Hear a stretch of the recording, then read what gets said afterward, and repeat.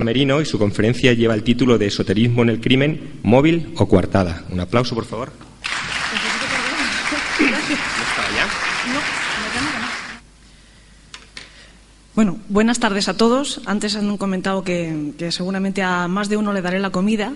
Antes de empezar, prefiero advertir que, aunque he evitado poner imágenes demasiado escabrosas, bueno, la charla va a ir efectivamente de crimen. Entonces, bueno, pues si alguno es así un poco más sensible, que se espere un poco, que intentaré hacerlo lo más relajado posible, ¿vale?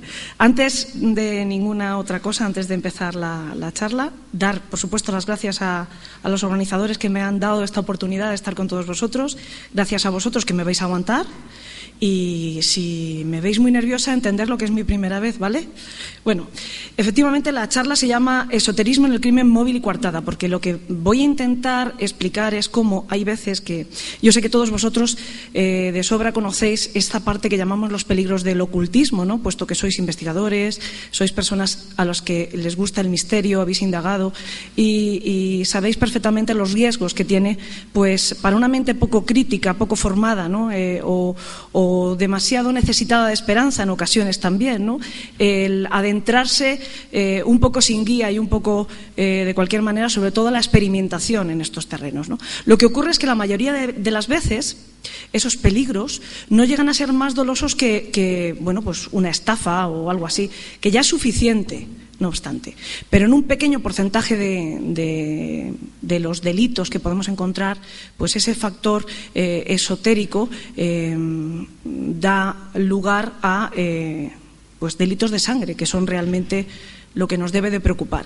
Yo lo que quiero es, más o menos, de una forma no demasiado profunda, pero bueno, como una especie de introducción, explicar en qué tres aspectos creo yo que interviene este factor esotérico, ocultista, en este tipo de crímenes, ¿no? Además me ha venido muy bien la charla que ha dado mi compañera anterior, porque una de las cosas que voy a hablar es precisamente del crimen que comete un psicótico que en sus delirios, pues como has comentado antes, pues entran estos temas más místicos o más misteriosos, ¿de acuerdo? Para hacerlo, bueno, al final lo que yo más o menos me he ido especializando es en coleccionar casos. Entonces, para explicar esto que os estoy diciendo, lo que vamos a hacer es repasar unos poquitos de casos bastante conocidos en general, ¿eh? Bueno, pues vamos a ello. El primero, precisamente, que quiero contaros es el de David Berkowitz, o el hijo de Sam.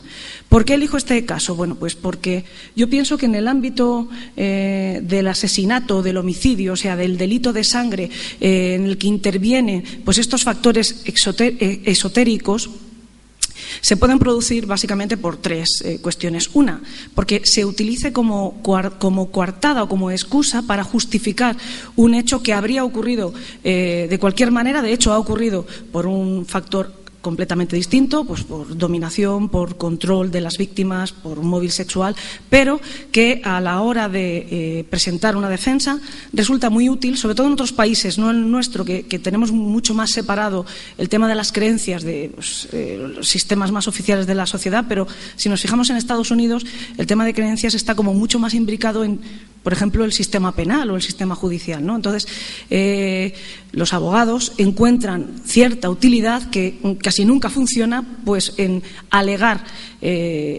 esta incidencia de los factores esotéricos para intentar o bien que actúen como eximentes o por lo menos como atenuantes de las penas. Ese es el caso de David Berkowitz. Además es un caso bastante curioso.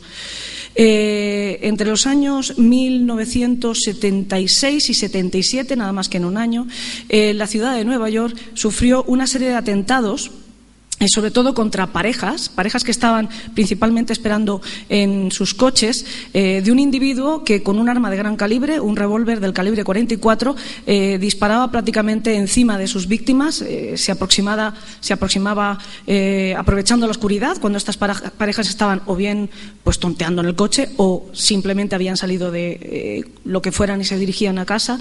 El caso es que solía aprovechar ese momento en el que estás más descuidado porque estás ocupando de otras cosas, de encontrar las llaves, etcétera, se acercaba sigilosamente y directamente disparaba tantos tiros como creyera necesario, o incluso incluso desde su propio coche se colocaba en paralelo a las que iban a ser sus víctimas y les disparaba. El hecho de utilizar un arma de tal calibre pues le facilitaba el poder actuar de esta forma rápida, porque tiene gran poder de destrucción, lógicamente. De hecho, causó más lesiones graves, más víctimas heridas que mortales. Eso sí, mató a 6, nada más y nada menos, y dejó con graves secuelas físicas a otras 7 personas. Después de una rocambolesca historia de cartas que mandaba a unos vecinos, y bueno, que tampoco vamos a intentar ahondar, porque lo que me interesa es sobre todo llegar a la parte en la que ya es detenido. Se supo que era David Berkowitz, un chico con una historia infantil no demasiado compleja, pero sí rara, porque no era un hijo adoptivo que su madre tuvo que abandonar, etcétera, pero en cualquier caso que llevaba una vida relativamente feliz hasta que cumplió los 18 años, quedó huérfano de su madre adoptiva y digamos que su padre pues se quitó de en medio porque era un poco rarito, se marchó a Florida, lo dejó a su suerte en Nueva York y bueno, pues a qué se dedicó, a estas cosas, ¿no? A lo de matar.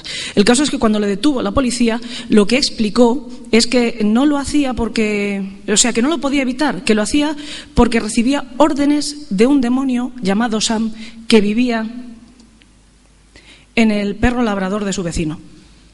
Es decir, el perro labrador de su vecino era la reencarnación de un demonio que era el que daba las órdenes a David Berkowitz. Efectivamente, la defensa contrató una serie de psiquiatras forenses que trataron de demostrar que este hombre era un enfermo, que lo que padecía era una esquizofrenia paranoide, pero pues no sé si por suerte se consiguió demostrar que no era así, que era realmente un psicópata, una persona perfectamente sana que distinguía el bien del mal y por lo tanto podría haberlo evitado, por supuesto, y fue sentenciado a 6 cadenas perpetuas. Lo curioso del tema es que Robert Ressler, que es el padre de la perfilación, es un agente un psicólogo del FBI que fue el que empezó todas las investigaciones para desarrollar lo que después sería el Departamento de Ciencias de la Conducta del FBI, etcétera.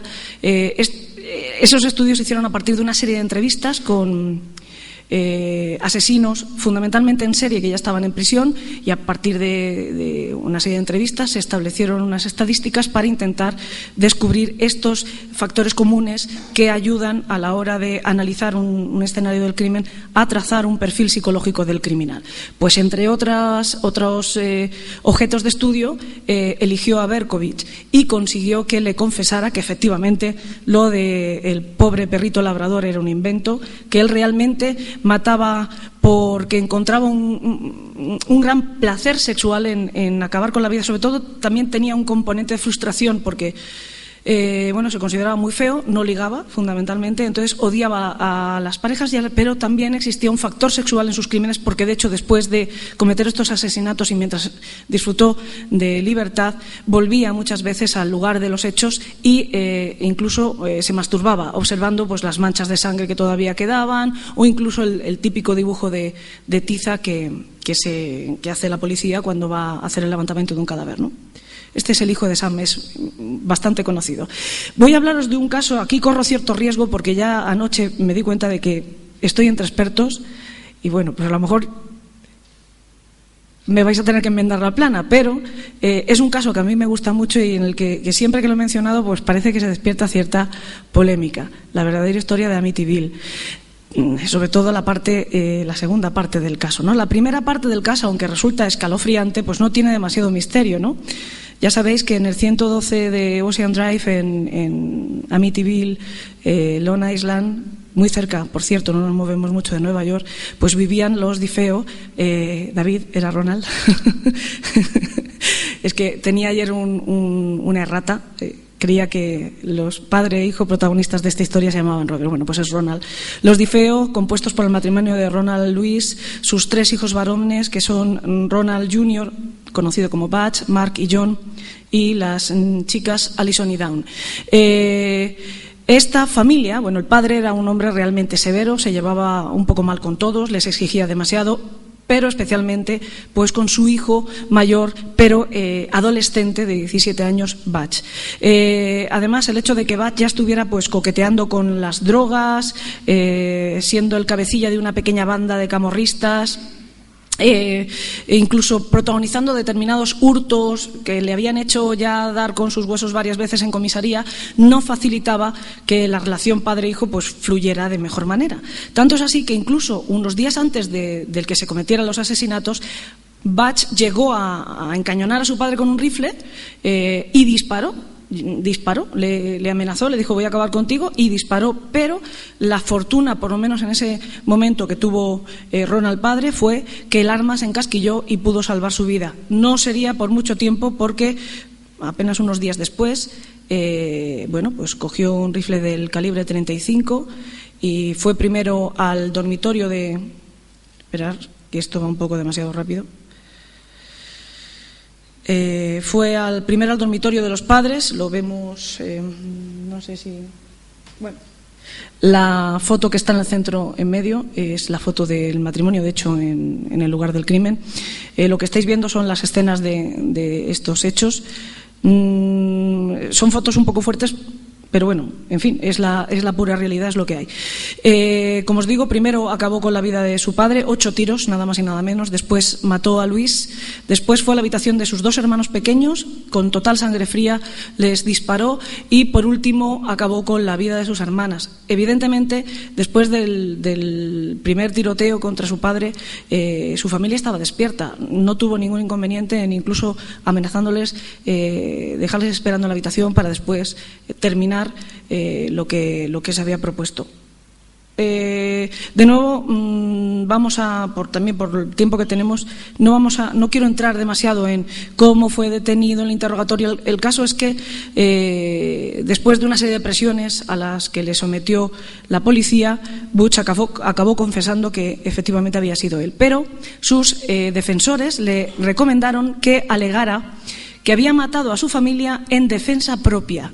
Defensa propia, matar a niños de 8 años. ¿Qué pretendían? Bueno, pues pretendían que pasara como un paranoico, lógicamente. Un paranoico que decía que notaba la amenaza a su propia vida por parte de pues eso, sus hermanos pequeños, sus hermanas. No se le creyó, se demostró que era una persona perfectamente sana y acabó con una condena. Bueno, acabó y de hecho no ha acabado, sigue encerrado con una condena de 25 años por cada uno de los crímenes. Y ahora viene la segunda parte, los Lutz. No pasaron 28 días y esta pareja, con sus 2 hijas, se fueron a vivir al 112 de Ocean Drive.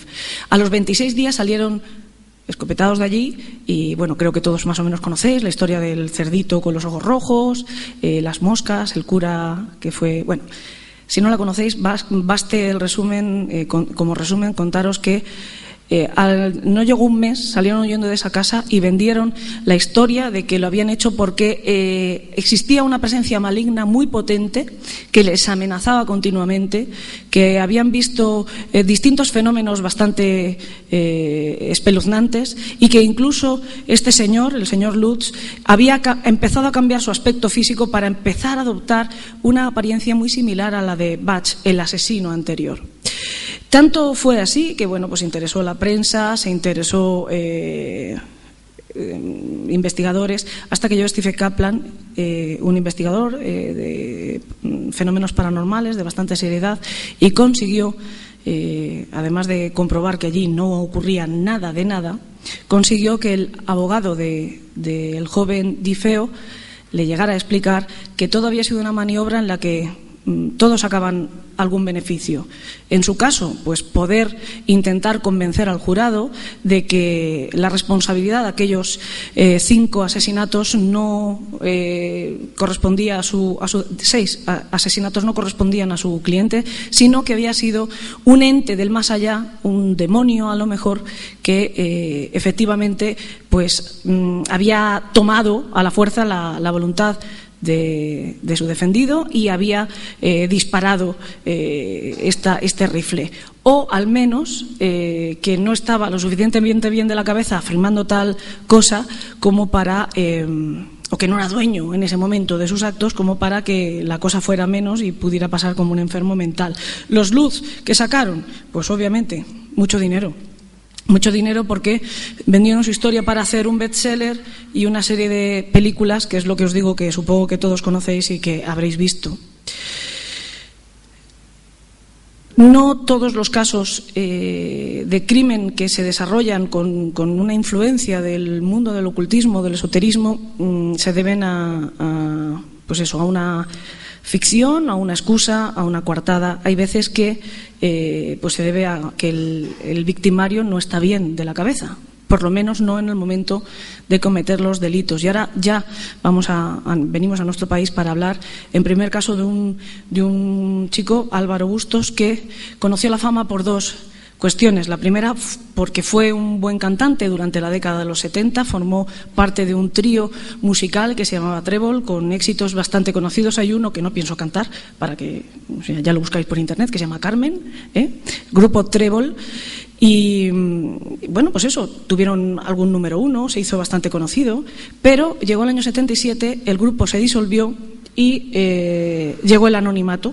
Volvió a la vida de Álvaro el anonimato, cosa que no llevó demasiado bien. De hecho, cayó en una cierta depresión, intentó remontar, intentó ser cantante solitario, pero sus caprichos de artista le llevaron poco a poco cada vez más a la ruina, de tal manera que no pudo en ningún momento remontar y tuvo que volver al hogar familiar en Córdoba, a la casa de su padre, que de hecho tuvo también que hacerse cargo de mantener a este chico.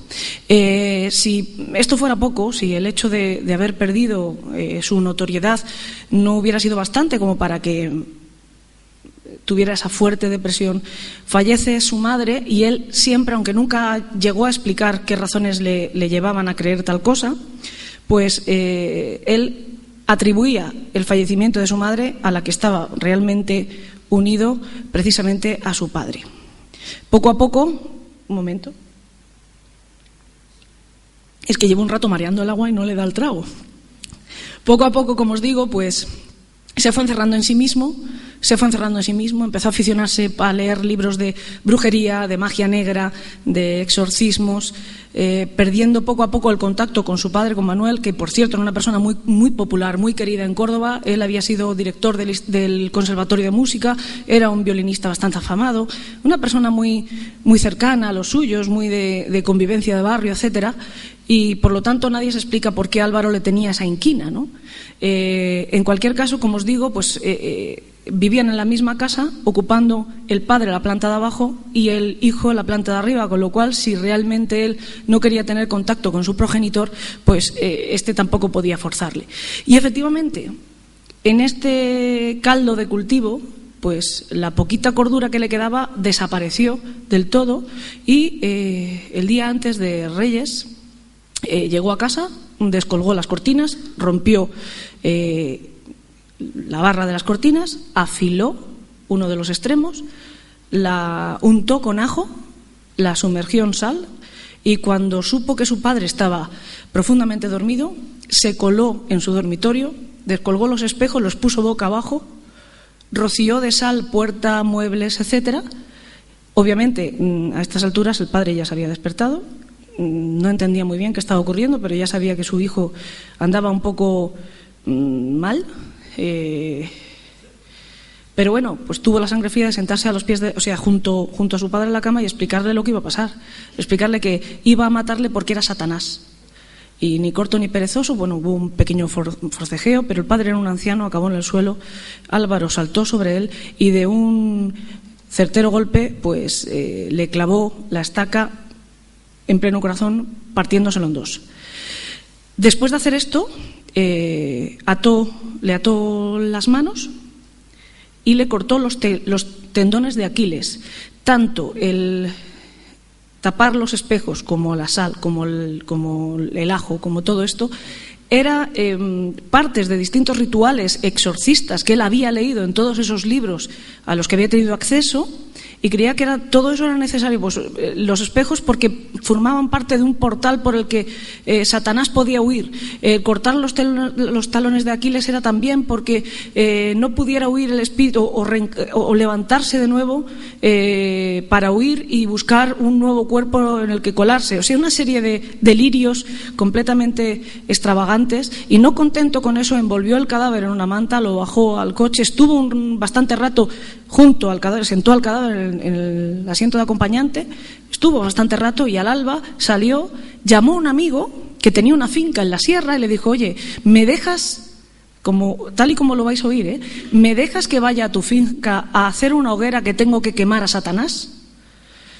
El amigo pues se quedó un tanto perplejo y lo que prefirió fue citarse con Álvaro, y durante esa pequeña entrevista pudo ver uno de los pies del cadáver saliendo del coche, y conteniendo la aprensión y el susto, le siguió la corriente a su amigo, le dijo: sí, por supuesto, puedes ir, haz la hoguera, haz lo que te haga falta, entiendo que tienes una misión, para salir de allí cuanto antes e ir inmediatamente a la comisaría. Mientras tanto, además, la asistenta del padre había llegado al domicilio y había visto manchas de sangre, y también había ido a la policía, y la policía, pues un rato después, ya estaba buscando a Álvaro por todas partes.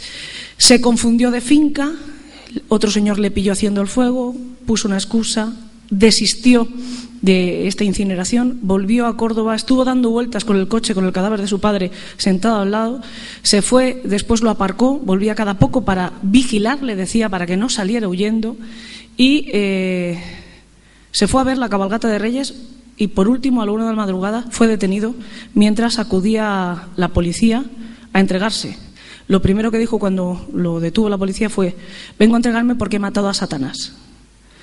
Estaba convencido, él decía que un año antes, en el año 86, Jesucristo se había encarnado en él y tenía esa misión. La misión era acabar, que había hecho un bien a la humanidad, que había llorado a su padre, pero que al fin y al cabo a quien había matado era a Satanás.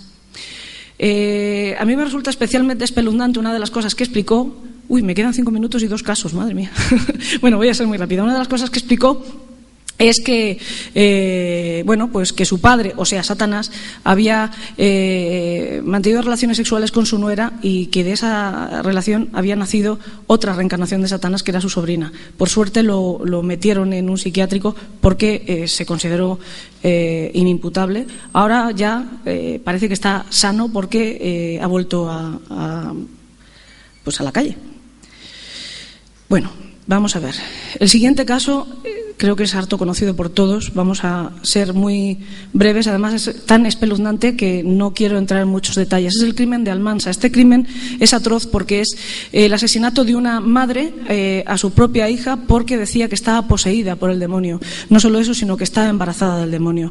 Todo empieza la noche antes, cuando esta mujer, Rosa González, afamada curandera y sanadora en Almansa, recibe la visita de una vecina, de María Ángeles, que dice que sus hijos tienen el mal dentro, que les tiene que hacer un exorcismo. Este exorcismo, entre otras cosas, consiste en hacer a los niños vomitar introduciéndole los dedos a la garganta. Estamos hablando de un niño de 5 años y otro de 6. Tuvieron la suerte de que su padre los sacó de allí antes de que fueran mayores. No obstante, esta mujer, María Ángeles, se negó a abandonar la casa, y el ritual continuó. Al ritual de rezos, oraciones, cánticos, unieron lógicamente Rosa, que ya estaba. A ver qué pasa. Momento, la técnica me falla. El marido de Rosa, Jesús, y otra vecina, Mercedes, además de una cuñada y etcétera, más gente. Estos serían los principales protagonistas de la historia. Medianoche pararon brevemente y continuaron a continuación, pero ya solamente quedaron 3 oficiantes: Rosa como maestra de ceremonias y sus 2 vecinas, Rosa y Mercedes. Los gritos, golpes, etcétera, alertaron tanto a Jesús, que acudió al lugar donde estaba desarrollándose este ritual, y cuando abrió se encontró que las mujeres estaban completamente desnudas, cubiertas de sus propios excrementos, porque se habían estado revolcando en el suelo después de expulsarlos de su cuerpo, bilis de haber vomitado continuamente, danzando como locas, y cuando lo vieron, que les estaba interrumpiendo, pues fueron a por él, le golpearon duramente y le ordenaron que trajera a Rosy, a la niña pequeña de 11 años. Jesús no supo reaccionar y pues obedeció. Llevó a la niña a la habitación y como la niña temblaba porque la dejaron en el suelo, Mercedes sintió compasión y pidió a las otras 2 oficiantes que por favor se dieran prisa antes de que la niña cogiera una pulmonía. Pensaron que esto era signo de que estaba poseída, entonces fueron a por ella, la golpearon y cuando vieron que sangraba por la boca la dejaron en paz. Y continuó el ritual. Rosa pensó que el demonio que había abandonado entonces el cuerpo de Mercedes había entrado en su hija.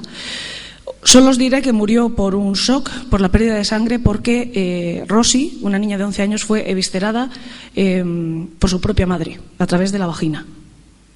Esto es suficientemente gráfico. Jesús, oyendo los gritos, finalmente se dio cuenta que tenía que salir a por ayuda, fue a buscar a su cuñada, que es esta mujer. Cuando la vieron, dijeron que necesitaban los ojos de ella y sus intestinos para resucitar a Rosy. Entonces se fueron a por ella, le causaron lesiones permanentes en ambos globos oculares. Jesús ya por fin se fue a buscar ayuda, llamó a la Guardia Civil y entonces las 3 mujeres consideraron que era el momento de huir. Es decir, estas 3 señoras que fueron consideradas enfermas mentales con una demencia transitoria tuvieron la cordura suficiente como para saber que después de un asesinato hay que irse si no quieres acabar en prisión. Pues tuvieron la suerte, como os digo, de 2 de ellas salir completamente absueltas del asesinato, tal y como os estoy contando, de una niña de 11 años, y la tercera pues estuvo un tiempo en un psiquiátrico y ahora ya está fuera, por cierto, concediendo entrevistas. Eso sí, con la cara oculta, etcétera, y diciendo que bueno, pues que no lo pudo evitar porque realmente pues no era dueña de sus actos. Ese caso en concreto yo no creo que fuera una enferma mental. Yo creo que tuvo mucha suerte y que engañó al sistema, que es a lo que yo me refiero. Como no tengo tiempo de más, me temo que nos vamos a quedar con ganas de conocer el caso de los alemanes, porque quiero... ¿me dejas 5 minutos? Vale, perfecto. Este caso... en realidad me sirve como ejemplo de lo que ocurre, pues eso, cuando el factor que interviene es el atavismo, la superstición o el fanatismo. Este tal vez sea el fanatismo más que otra cosa. La prensa le llamó el crimen de los alemanes porque es una familia alemana, aunque ocurrió en España, ocurrió en Santa Cruz de Tenerife, la que está detrás de estos hechos.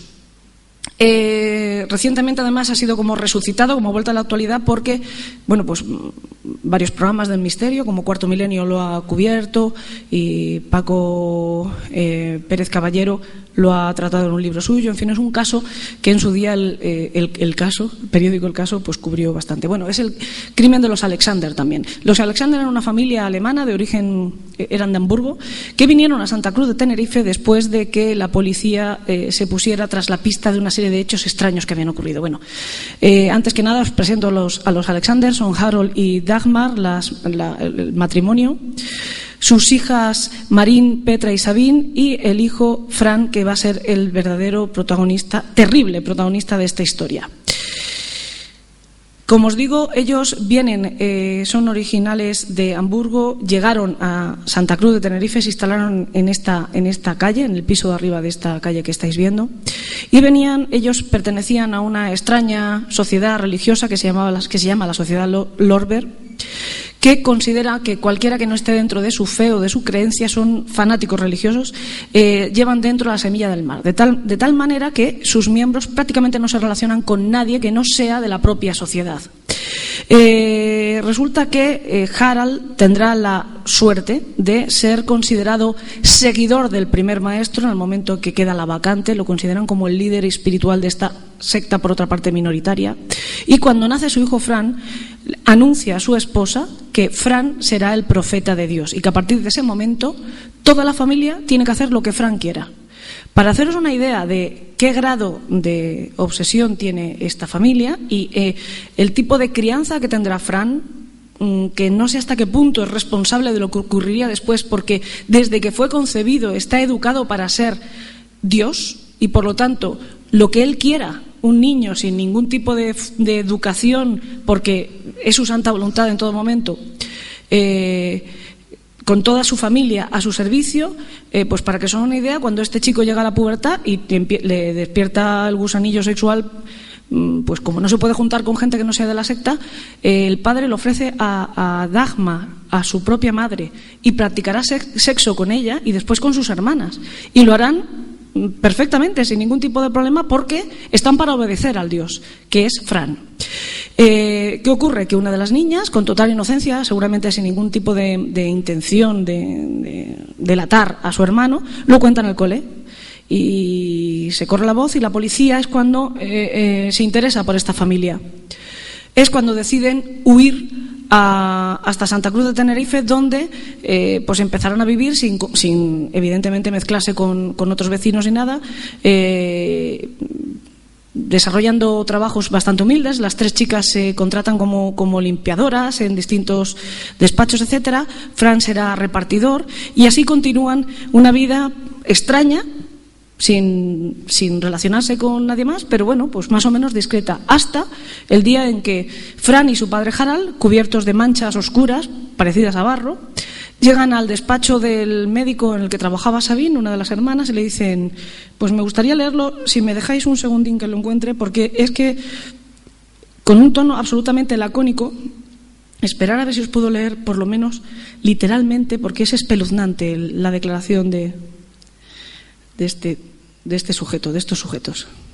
Si no, bueno, más o menos lo diré como suena. Lo tengo aquí. Sí, vamos a ver. Literalmente, Sabine, querida, queríamos, pero con un tono normal, como quien dice: acuérdate de que hoy hemos quedado para cenar. Bueno, pues Sabine, querida, queríamos contártelo los dos a la vez. Hemos matado a mamá y a tus hermanas. Sabine cogió la mano de su padre, se la pasó por la cara a modo de caricia y le contestó: estoy segura de que habéis hecho lo que considerabais necesario. Obviamente el médico, que estaba allí, que lo había escuchado, se fue corriendo y avisó a la policía. Fueron detenidos y la explicación que dieron es, en el caso de Fran: vi a mi madre que estaba mirándome, sentí que lo que estaba haciendo no le era permitido, cogí una percha y se la estampé en la cabeza. No solo se la estampó en la cabeza, sino que a su madre la mutiló las partes sucias, como ellos decían. Os podéis imaginar que son la parte más sexual de la mujer. Le arrancó el corazón, lo ató con una cuerda y lo colgó en la pared. A sus hermanas, a una de ellas la destripó y a otra también la mutiló sus genitales, que también aparecieron colgados con un cuchillo de la pared. Esto lo encontró la policía tal cual. No estaban locos, estaban perfectamente cuerdos, pero estaban obsesionados. Y lo que ellos dicen es que las mujeres tampoco se resistieron, porque sabían que era su obligación, que las mujeres desde que vienen al mundo saben que están para morir cuando llega su hora, y su hora la marca su Dios o su profeta, que en este caso era Fran. Y ya está, porque si no, sí que me voy a extender más de 5 minutos y no es plan.